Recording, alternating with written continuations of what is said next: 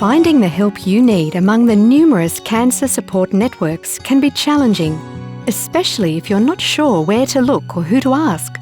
Over the next 15 minutes, you will meet Leanne and Rex, both diagnosed with colorectal cancer, and their partners, as they talk about some of the challenges they faced when trying to get the support they needed and the strategies they used to address them.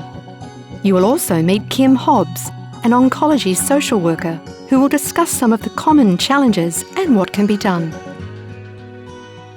I think quite obviously when the cancer's first diagnosed, the immediate questions are about survival and managing treatment and so on. But we need to remember that cancer doesn't occur in a vacuum. So every person who's been given a diagnosis of cancer and the people who are their caregivers, the issues are different. For work, for childcare, for the care of my elderly parents, for the distance that I live from the hospital, money, all of the practical and emotional consequences of undergoing treatment for a life-threatening illness. Life is changed to some degree for all people, just having to fit in a whole lot of extra hospital appointments and visits, managing side effects of treatment, things like who takes the kids to school and who does the soccer training pickup, and can you continue to do those things? Cancer was very disruptive to our day-to-day lives. For a start, I needed extra care at home and help with day-to-day tasks like driving and preparing meals. We have 2 teenage boys at home and they eat a truckload, and cooking was just a real issue. Well, after the diagnosis, we found it very hard to keep up with day-to-day commitments. Leanne was recovering from surgery and we were caught up in a busy time of the treatment schedule.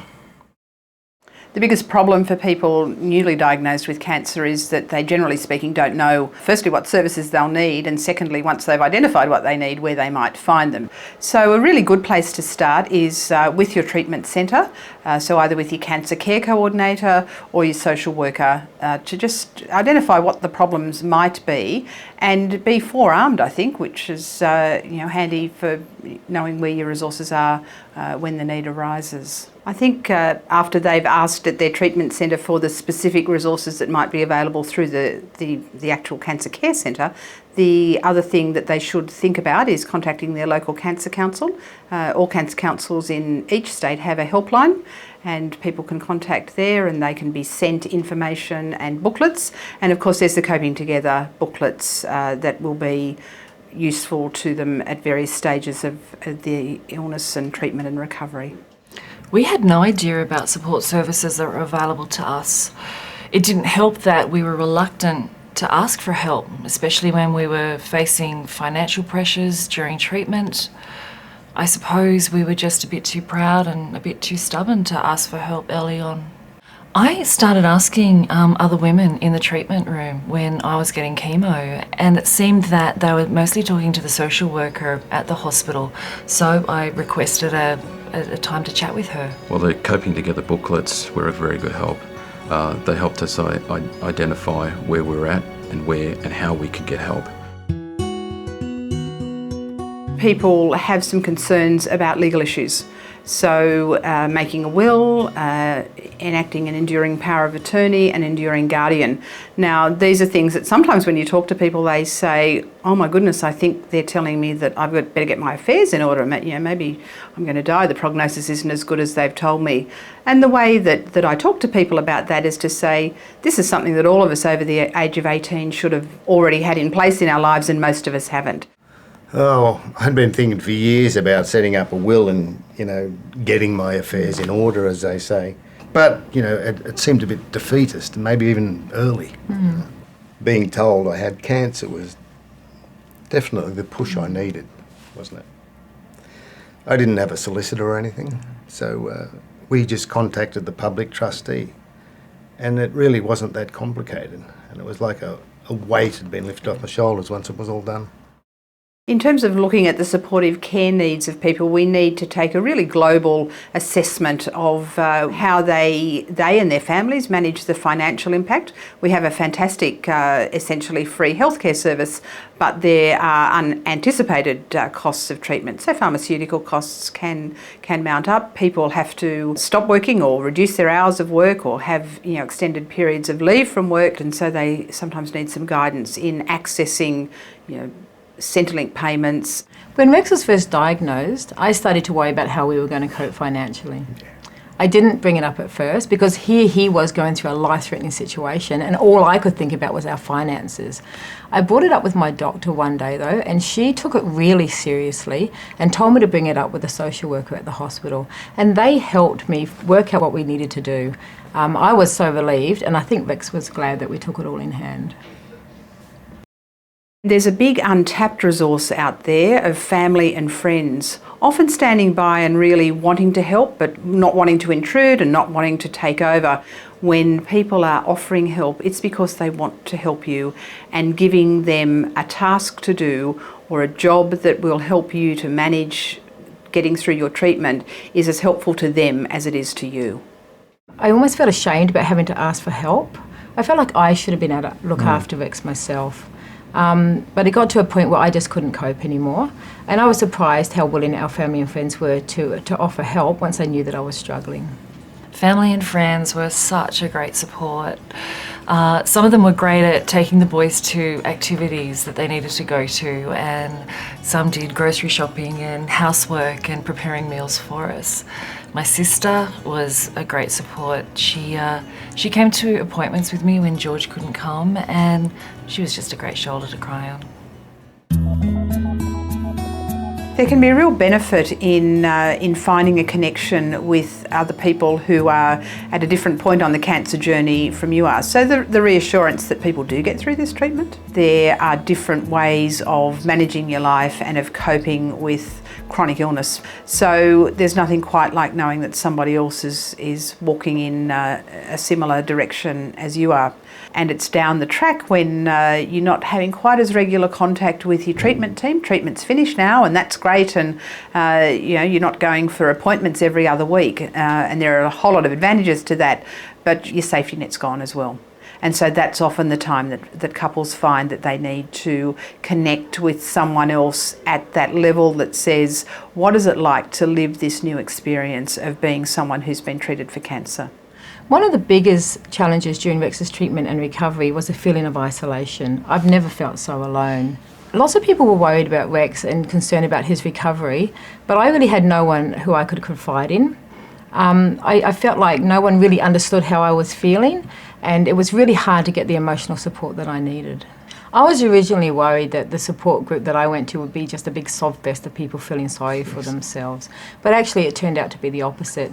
Well, most people were realistic about how they dealt with things. They tend to do it in a constructive way where you could actually learn something from what they'd been through. Well, Maria was happy to go along to the support group, but it didn't really appeal to me. I did, though, feel that I needed to talk to somebody who'd been through a similar scenario. And the Cancer Council's Cancer Connect actually put me in touch with a woman who'd been through the same bowel cancer that I'd been through. And it was really good to talk to her.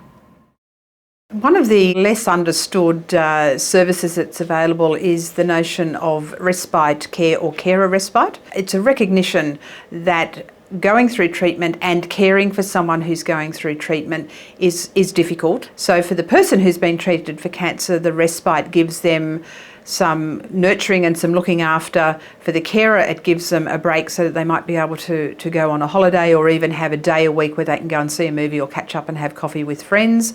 And so everybody gets through the whole ordeal in better emotional and psychological shape than they would have if they'd kept struggling on in the face of exhaustion.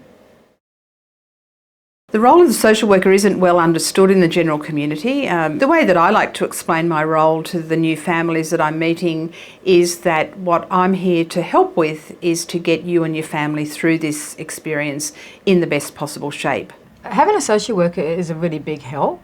They helped us by offering us counselling, but also with some practical matters. We had an oncology social worker, so she was trained with dealing with people with cancer and their families, so she understood the sorts of issues that we were going through. I think to work out what your needs are requires a really individual assessment. So apart from the cancer, what else is going on in your life? What are the things that need to keep happening regardless of the treatment? It's important fairly close to the beginning of the diagnosis to individually work out what your needs are and where those needs are going to be met. And social workers are often in a good position to undertake that quite systemic but individualised look at how you might encounter difficulties along the road. Hi there, Leanne and George. Good to see you today. Last time we spoke, it was just as you were leaving hospital, Leanne, after the operation.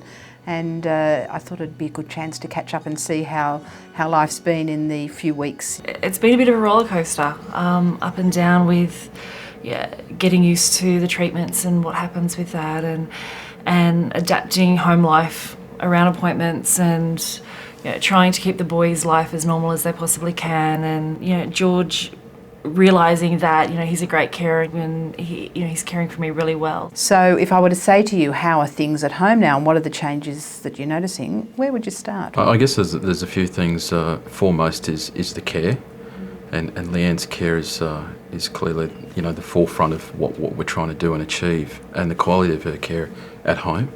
There's a few things to juggle on the home front: finances, me being at work, the boys at home, trying not to upset their daily routine and still keep some normality there. You started with Leanne's care. That's a big one for you, George. Yes. Yeah. Yeah.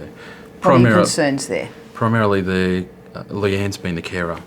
She's provided care for all of us. Now that role's changed, and I guess I've questioned my ability to provide the level of care that she needs, particularly when she's home, and just being able to comfort her, but also being that carer role, which is a very different role for me, and responding to all those needs is I think can deplete me on some occasions, to be honest. But I need to try and make sure my batteries are charged so that she's getting the best possible treatment and care. Yeah, I'm worried about George. I can see the stress, and it would be very stressful, and I'm just worried also that this might trigger George's depression that he had gone through about 3 years ago when his mum passed away. But I have those moments where I throw myself down on the couch and I think back to the situation with my mum and everything that went through. What sort of things helped last time with the depression?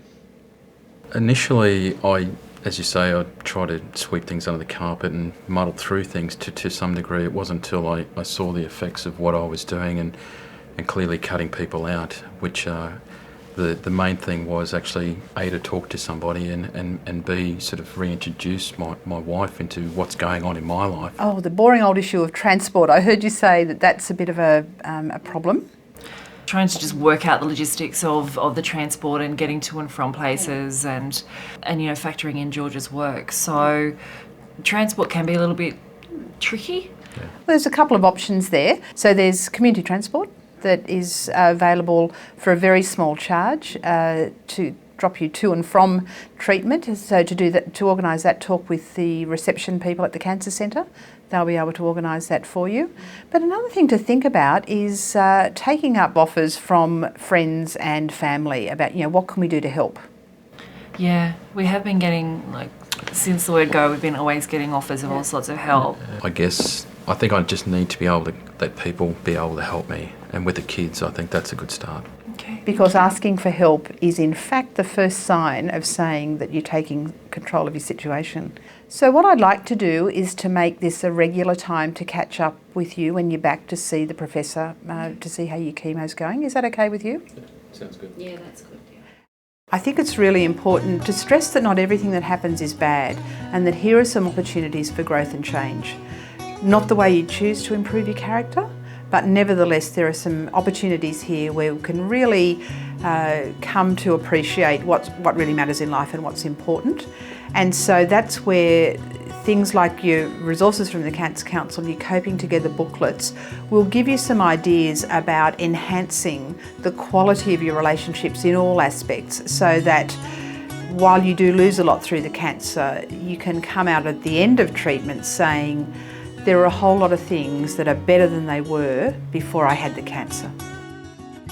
There are numerous people and organisations who can help you adjust throughout the cancer experience. Ask for help when you need it. Accept offers of help from family and friends. It can be very beneficial to connect with others who are going through a similar situation. The Coping Together booklets and website contains strategies and contact information for organisations who can assist you.